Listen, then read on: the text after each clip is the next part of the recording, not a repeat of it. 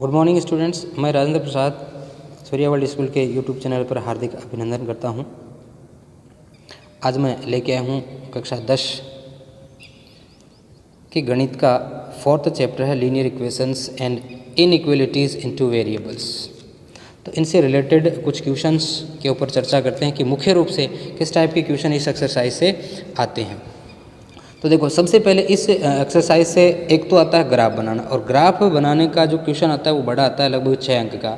छोटे क्वेश्चंस की यदि अपन बात करें तो छोटे क्वेश्चंस में आपको पूछा जाता है कि आपको कोई भी 2 इक्वेशंस दे दिए जाते हैं और ये पूछा जाता है कि ये दिया गया समीकरण युग्म संगत है या फिर असंगत है, मतलब कंसिस्टेंट है या फिर इनकंसिस्टेंट है। तो ये चेक करने के लिए अपने पास कंडीशंस होती हैं। देखो, यदि अपने पास समीकरण हो a1x plus b1y plus c1 बराबर 0, एक समीकरण ये हो गया। दूसरा a2x plus b2y plus c2 is equal to 0, एक समीकरण ये हुआ। क्लियर हुआ। यहाँ से हम रेशियो क्या कैलकुलेट करते हैं, a1 अपॉन a2 कैलकुलेट करते हैं, b1 अपॉन b2 कैलकुलेट करते हैं और c1 अपॉन c2 कैलकुलेट करते हैं।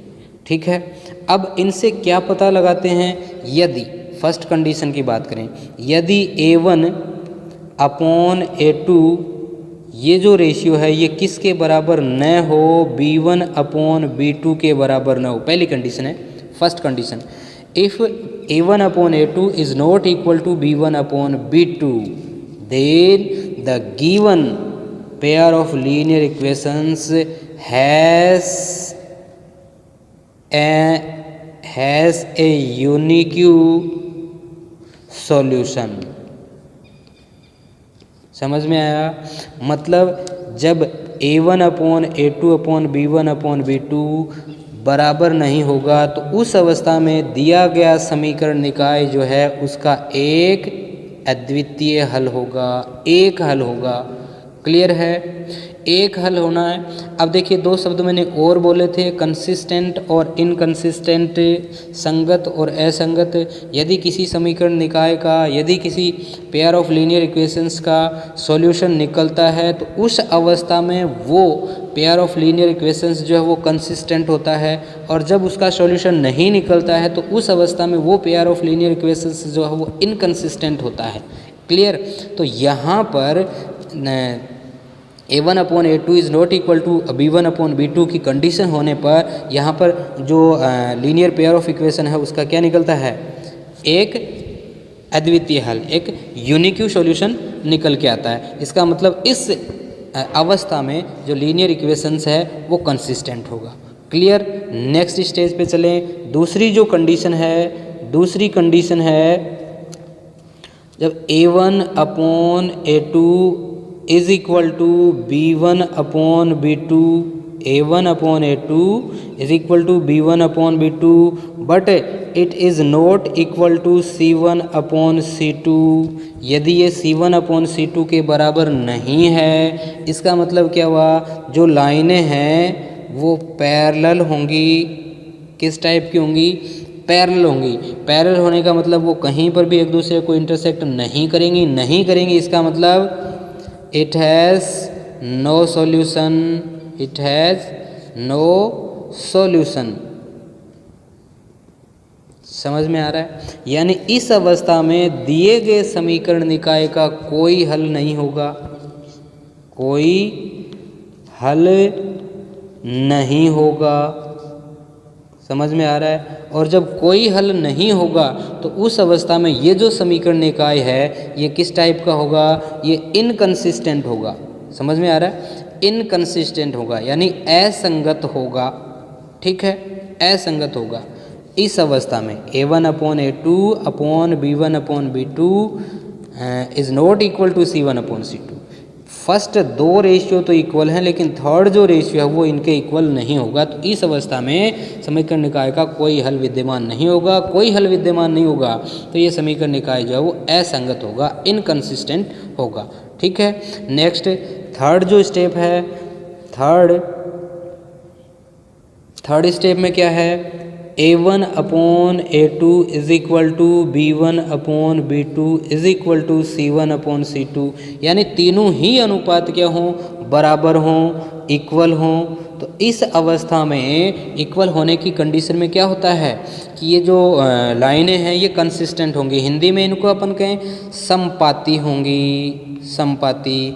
और इनके जो सॉल्यूशंस हैं वो कितने होंगे, इनफाइनाइटली मैनी सॉल्यूशंस होंगे, इनफाइनाइटली मैनी सॉल्यूशंस होंगे। समझ में आ रहा है? तो मैनी सॉल्यूशंस, मैंने ये कहा था कि सॉल्यूशन यदि मौजूद हैं, हल मौजूद हैं, उस अवस्था में वो कंसिस्टेंट होगा, और जब हल वो मौजूद नहीं होगा तो इनकंसिस्टेंट होगा। तो यहाँ क्या हो रहा है, there are many solutions of both equations, then the given pair of linear equations क्या होगा, इज कंसिस्टेंट। क्लियर हुआ? समझ में आ रहा है? इनसे संबंधित के का मान भी पूछ लिया जाता है। क्या कहेगा, दो इक्वेशंस आपको दे दिए जाएंगे, किस प्रकार से, देखो दो इक्वेशंस आपको दे दिए जाएं और के की वैल्यू आपसे पूछी जाए, इसमें आपको स्पष्टतः क्या कहा जाएगा, भाई जो भी इक्वेशंस आपको दिए जाते हैं उनमें उनके जो सॉल्यूशंस हैं वो कितने सॉल्यूशंस रखते हैं, एक सॉल्यूशन है या फिर अनंत सॉल्यूशन है, मैनी सॉल्यूशंस हैं या फिर कोई सॉल्यूशन नहीं है। ये इन तीन में से आपको कोई एक कंडीशन दी जाएगी और उस कंडीशन के को अप्लाई करते हुए हमें के का मान जो है वो निकालना होगा। देखो किस प्रकार से, यदि आपको दिया जाए, ये कहा जाए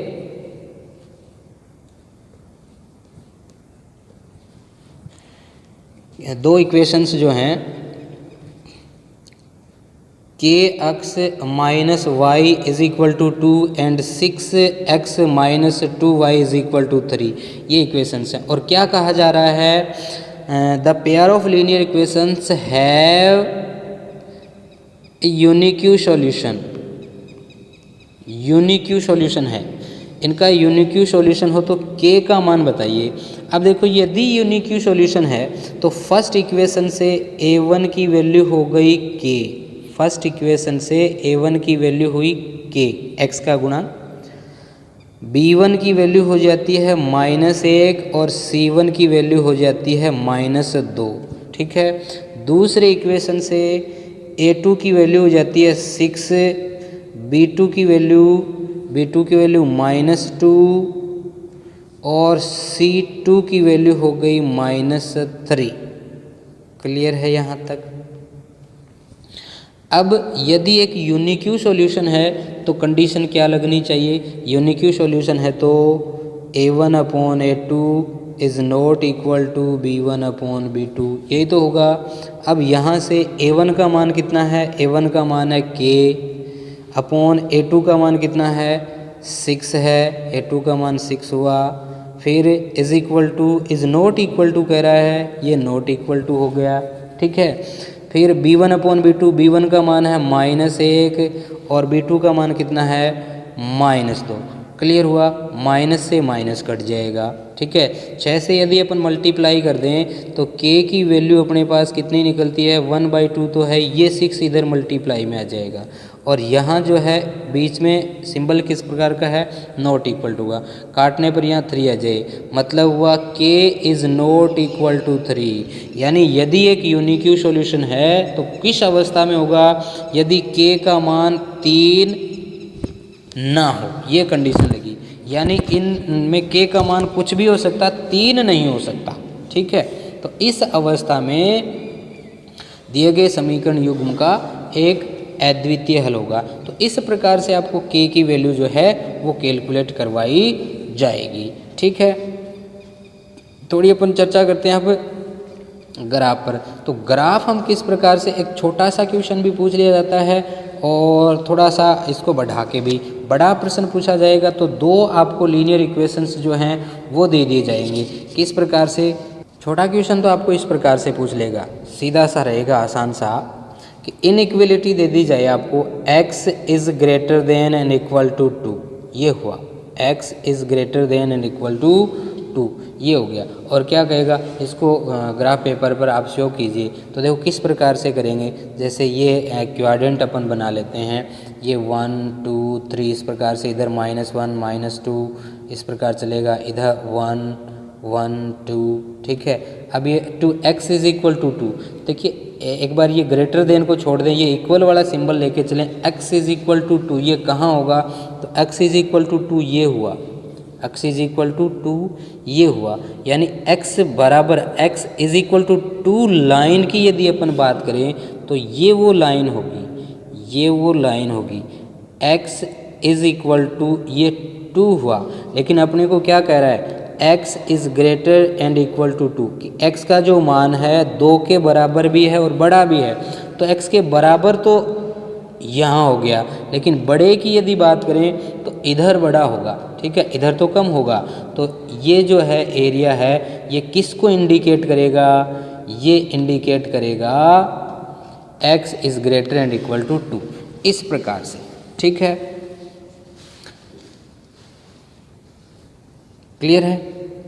कोई भी लाइन आपको दे दी जाए, यदि एक ही लाइन आपको दी गई है, एक ही रेखा, एक ही समीकरण आपको दिया गया है, तो इसी प्रकार से पहले आप डबल वेरिएबल में है तो हम एक टेबल बना लेंगे। देखो किस प्रकार से, जैसे एक क्वेश्चन में छोटा सा और ले लेता हूँ, x minus 2y is less than 0, ये है x minus 2y is less than 0, ये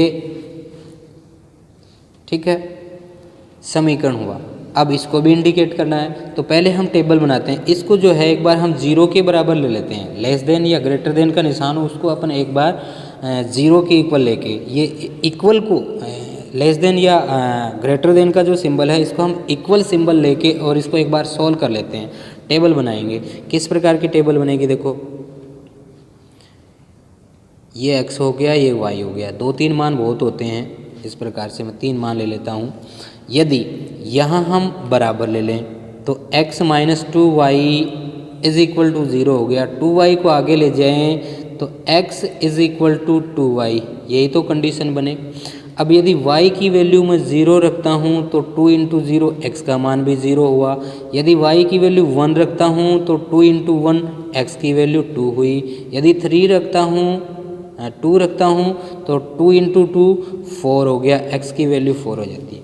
क्लियर, ये टेबल हुई। अब ग्राफ पेपर पे यदि हम इन चीज़ों को इंडिकेट करें, ध्यान देंगे, पॉजिटिव हैं तो फर्स्ट क्वाड्रेंट में होने हैं, ठीक है।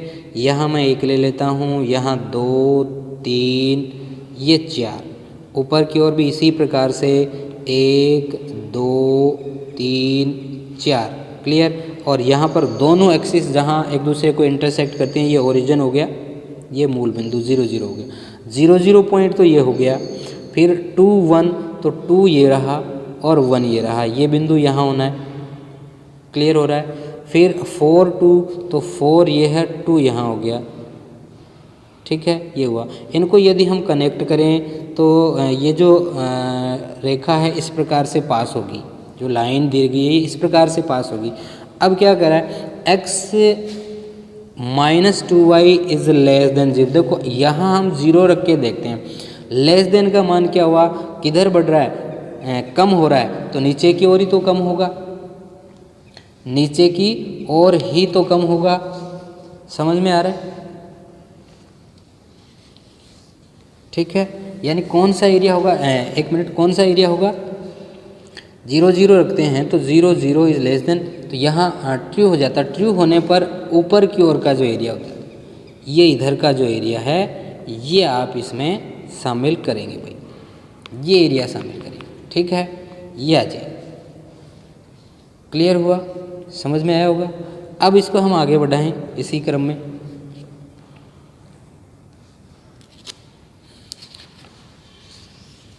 ये इनइक्वलिटीज से संबंधित क्वेश्चन थे और के का मान भी इस प्रकार से पूछा जा सकता है। यदि मैं जिक्र कर रहा था भाई बड़े क्वेश्चन की, तो बड़ा क्वेश्चन किस प्रकार से आ जाता है, देखो क्या था, 4x + 3y = a सेकंड था x plus 3y is equal to 6 और नेक्स्ट है 2x माइनस 3y बराबर 12, ये 12। क्लियर है। इसकी टेबल हम बनाते हैं। x ये y, इसको थोड़ा सा अपन सोल्व कर लेते हैं। x is equal to 6 minus 3y हो गया। y की वैल्यू अपन ज़ीरो लें तो ये x की वैल्यू 6 निकल के आएगी। y की वैल्यू यदि 1 लें तो 3 इंटू 1 3 हो गया, 6 में से 3 सब्ट्रैक्ट करेंगे 3 बचेगा। 2 लें, y की वैल्यू यदि अपन 2 लेते हैं तो 3 इंटू 2 6 हो गया, 6 माइनस 6 हो गया आपका 0। क्लियर, ये टेबल बनी। इसी प्रकार से इस समीकरण की भी हम टेबल बना लेंगे। ठीक है, इस इक्वेशन की भी हम टेबल बना लेंगे।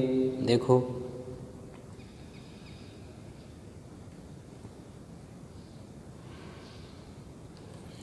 x हुआ, y हुआ, इसे भी थोड़ा सा यदि अपन सरल करें तो 2x, ध्यान देंगे भाई, 2x is equal to 12 plus 3y और ये जो 2 है ये डिवाइड में आ जाएगी, x इज इक्वल टू ये आ जाएगा। ठीक है, 12 प्लस 3y। अब यहाँ यदि आप y की वैल्यू 0 रखते हैं तो ये टर्म 0 हो गया और 12 को 2 से डिवाइड करेंगे तो 6 आ गया। क्लियर हुआ।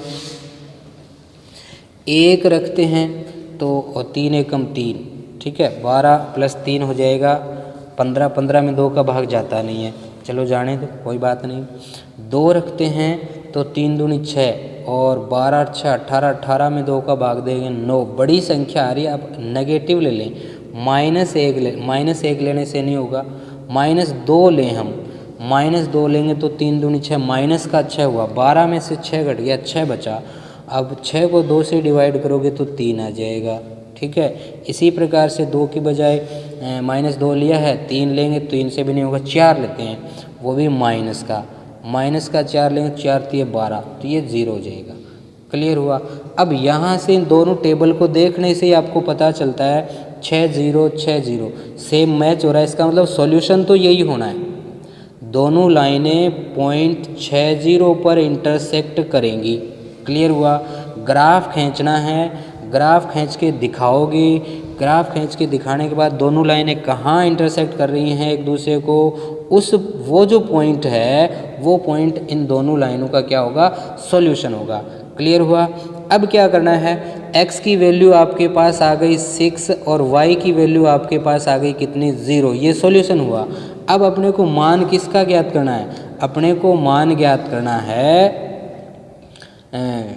a का।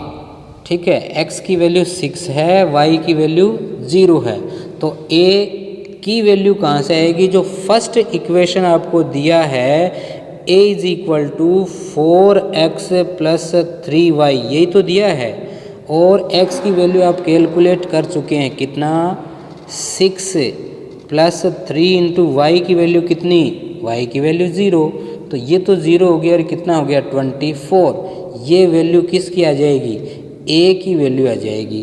क्लियर। ठीक है, तो इसी प्रकार से बाकी के जो क्वेश्चन हैं वो आप हल करके देखेंगे। उम्मीद है जो बताने का जो तरीका है वो समझ में आया होगा और आपके लिए उपयोगी भी होगा। तो अब यदि आपको ये वीडियो पसंद आया तो आपको अपने इस वीडियो को लाइक करना है, शेयर करना है, और सबसे जो अहम बात है वो ये कि अपने चैनल को ज़रूर सब्सक्राइब कर लेना है ताकि आगे आने वाले वीडियोज़ के नोटिफिकेशन आपको मिलते रहें। धन्यवाद।